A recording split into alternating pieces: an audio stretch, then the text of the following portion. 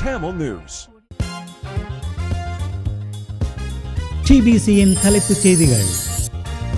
அமைச்சர்கள் ஊடகங்களுடன் பேசுவதற்கு எவ்விதமான கட்டுப்பாட்டையும் அரசாங்கம் விதிக்கவில்லை என்று அமைச்சரவை பேச்சாளர் நாளிந்த ஜெயதிச தெரிவித்துள்ளார்.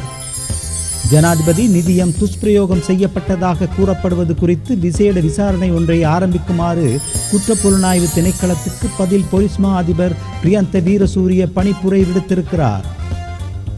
கிழக்கு மாகாணத்தில் 33 அபிவிருத்தி திட்டங்களை நடைமுறைப்படுத்துவதற்காக இந்தியாவுடன் புரிந்துணர்வு ஒப்பந்தத்தில் கைச்சாத்திடுவதற்கு அமைச்சரவை அங்கீகாரம் வழங்கியுள்ளது. சர்வதேச நிதி சந்தையில் இலங்கை மீண்டும் ஒரு செயற்படும் உறுப்பினராக களமிறங்க இயலாது என்று கலாநிதி ஹர்ஷ டி சில்வா தெரிவித்துள்ளார். அவை இன்றைய TBCயின் தலைப்புச் செய்திகள்.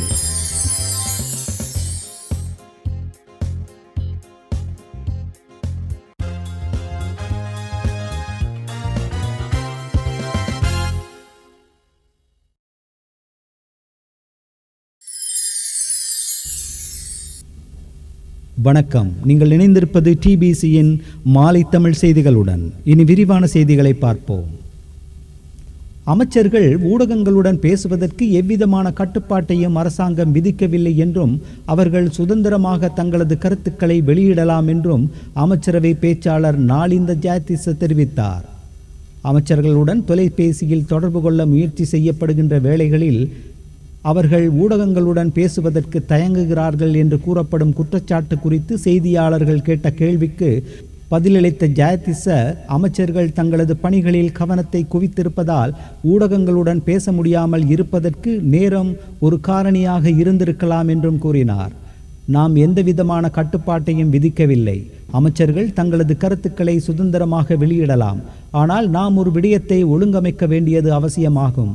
அமைச்சரவை தீர்மானங்களை அறிவிப்பதற்கு வாராந்தம் செய்தியாளர்கள் மாநாட்டை நாம் நடத்துகிறோம். தேவை ஏற்படும் போது அமைச்சர்களும் சம்பந்தப்பட்ட அதிகாரிகளும் செய்தியாளர்கள் மாநாடுகளை நடத்துகிறார்கள் என்று அவர் கூறினார். ஜனாதிபதி நிதியம் துஷ்பிரயோகம் செய்யப்பட்டதாக கூறப்படுவது குறித்து விசேட விசாரணை ஒன்றை ஆரம்பிக்குமாறு குற்றப்புலனாய்வு திணைக்களத்துக்கு பதில் பொலிஸ் மா அதிபர் பிரியந்த வீரசூரிய பணிப்புரை விடுத்திருக்கிறார்.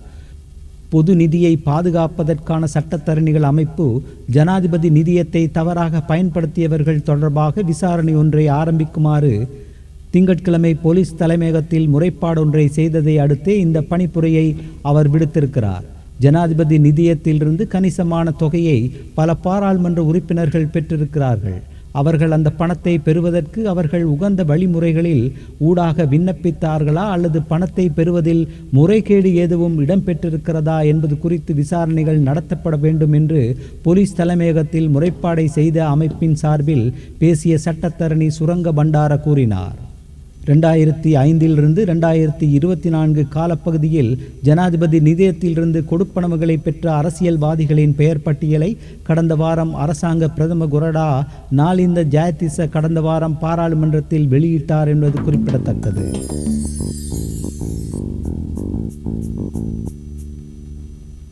நத்தார் பண்டிகையை முன்னிட்டு அரசின் விசேட மன்னிப்பின் கீழ் மொத்தம் 385 சிறை கைதிகள் விடுதலை செய்யப்பட்டதாக இன்று சிறைச்சாலை திணைக்களம் அறிவித்தது. விடுதலையான கைதிகளில் 4 பெண்கள். விடுவிக்கப்பட்டவர்களில் எவரும் போதைப்பொருள் குற்றச்சாட்டில் சிறைவாசம் அனுபவித்தவர்கள் அல்ல என்றும் திணைக்களம் அறிவித்தது.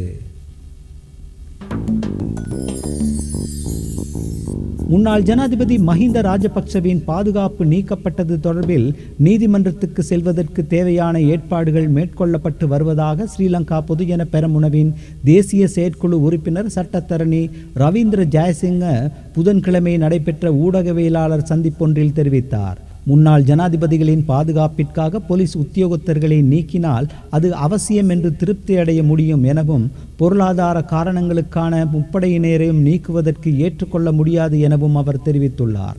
தேசிய மக்கள் சக்தியின் பாராளுமன்ற உறுப்பினர் திருமதி நிலாந்தி கோட்டஹச்சி சட்டத்தரணி என்ற வகையில் கூறியுள்ள கருத்து ஏற்றுக்கொள்ளக்கூடியதல்ல எனவும் தெரிவித்த ரவீந்திர ஜெயசிங்க உகண்டா அறிக்கை போன்று இதுவும் மக்களை தவறாக வழிநடத்தும் என்றும் தெரிவித்துள்ளார்.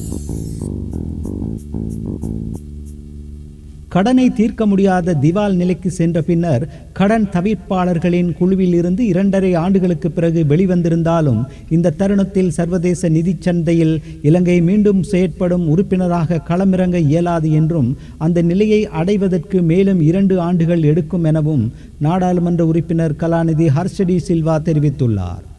ஒப்புக்கொள்ளப்பட்ட பொருளாதார சீர்திருத்தங்களை முன்னெடுத்து சென்றதன் பின்னர் கடன் மதிப்பீடு BBB அல்லது அதற்கு மேற்பட்டதாக இருந்தால் சர்வதேச நிதிச் சந்தையில் இணைவதற்கான சாத்தியக்கூறுகள் உள்ளதாக சுட்டிக்காட்டிய கலாநிதி ஹர்ஷடி சில்வா, இறையாண்மை பத்திரம் மூலம் வழங்கப்படும் நிலையில் எமது பொருளாதாரம் இல்லை என சுட்டிக்காட்டினார்.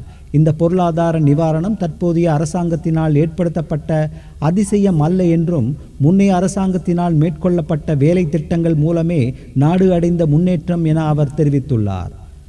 ஃபிட்ச் மூடிஸின் மதிப்பீடு மேம்படுத்தப்பட்டுள்ளது. இந்த முழு நாட்டுக்கும் மகிழ்ச்சியான செய்தி. சர்வதேச சந்தையில் கடன் வாங்கக்கூடிய மதிப்பீட்டை நாங்கள் இன்னும் எட்டவில்லை. அது BBB போன்ற இடத்திற்கு வர வேண்டும். அங்கு செல்வதற்கு பொருளாதாரம் வலுவாக இருக்க வேண்டும். நாட்டின் வீழ்ச்சியடைந்த பொருளாதாரத்தை ஓரளவுக்கு ஸ்திரத்தன்மைக்கு கொண்டு வருவதற்கு முந்தைய அரசாங்கம் மேற்கொண்ட முயற்சிகள் மற்றும் நாடாளுமன்றத்தில் நிறைவேற்றப்பட்ட ஆணைகளின் விளைவு இது. அதை தவிர இது புதிதாக ஒன்றை பற்றியது அல்ல. அடிப்படையில் இது கடன் மறுசீரமைப்பு ஆகும். ஜனாதிபதி தேர்தலுக்கு 2 நாட்களுக்கு முன்னர் செய்து கொண்ட ஒப்பந்தத்தை ஒரு துளி கூட மாற்றாமல் தொடர்வதன் மூலம் இந்த கடன் மதிப்பீடு எட்டப்பட்டுள்ளது. தேர்தலுக்கு முன் திசை காட்டி ஆட்கள் சொன்னார்கள், கடன் நிலைத்தன்மை பகுப்பாய்வை DSA மாற்றலாம் என்று.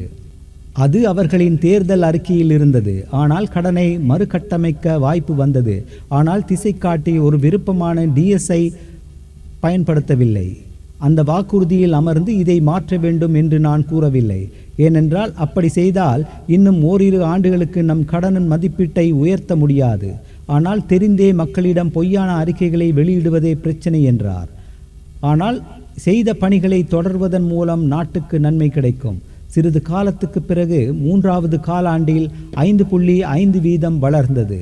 அடுத்து என்ன நடக்கும்? அதற்கு எடுக்க வேண்டிய நடவடிக்கைகள் என்ன? கூறப்பட்ட விடயங்களில் கவனம் செலுத்த வேண்டும் என்றார் ஹர்ஷடி சில்வா. எதிர்காலத்தில் எதிர்பார்க்கப்படும் பொருளாதார சீர்திருத்தங்கள் இதே முறையில் தொடர்ந்தால் மதிப்பீடுகள் உயர வாய்ப்புள்ளது என்றும் கடன் மதிப்பீட்டு நிறுவனங்களும் தெரிவித்துள்ளன. 2027ஆம் ஆண்டிற்குள் IMF உடன்படிக்கையின்படி நாம் மீண்டும் சர்வதேச நிதி சந்தையிலிருந்து டாலர்களை கடன் வாங்க வேண்டும் என்றார் கலாநிதி ஹர்ஷடி சில்வா.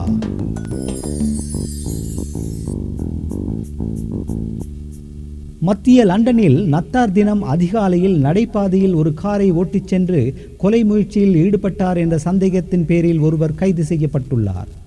சால்ஸ்பரி அவென்யூவில் நடந்த சம்பவத்திற்கு பிறகு 4 பேர் வைத்தியசாலையில் அனுமதிக்கப்பட்டுள்ளனர். அவர்களில் ஒருவர் உயிருக்கு ஆபத்தான நிலையில் இருப்பதாக கூறப்படுகிறது. நள்ளிரவு 12:45 மணிக்கு நடந்த சம்பவம் தொடர்பில் கிடைத்த முறைப்பாட்டை அடுத்து போலீசார் சம்பவ இடத்திற்கு விரைந்தனர். 31 வயதான காரை ஓட்டிச் சென்றவர் கொலை முயற்சி என்ற சந்தேகத்தின் பேரில் கைது செய்யப்பட்டுள்ளார் என்றும் போலீசார் உறுதிப்படுத்தினார். எவ்வாறாயினும் இந்த சம்பவம் பயங்கரவாத தொடர்பானது அல்ல என்றும் போலீசார் தெரிவிக்கின்றனர்.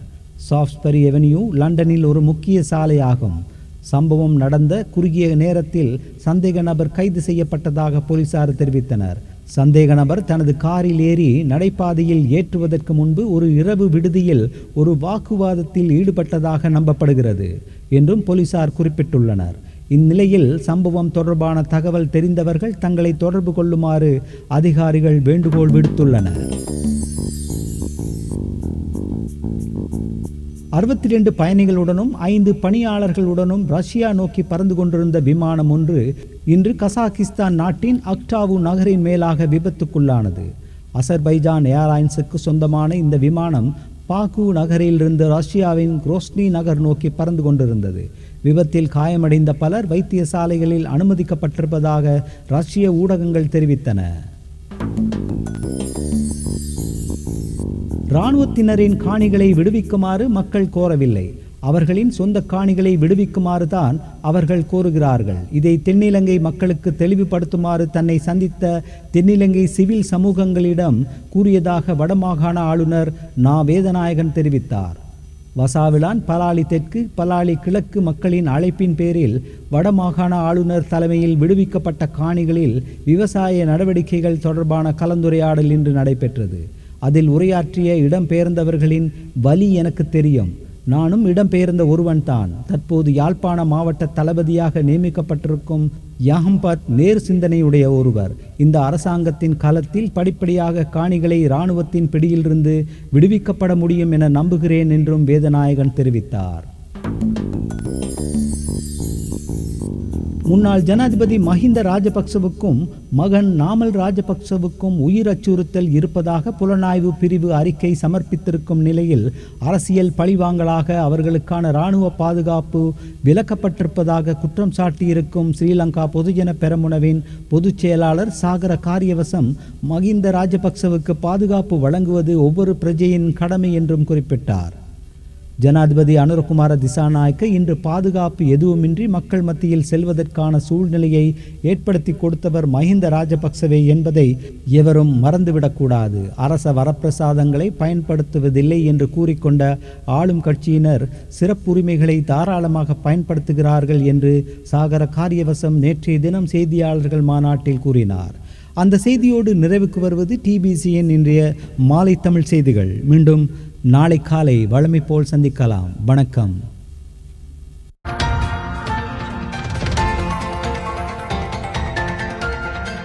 TBC Tamil News.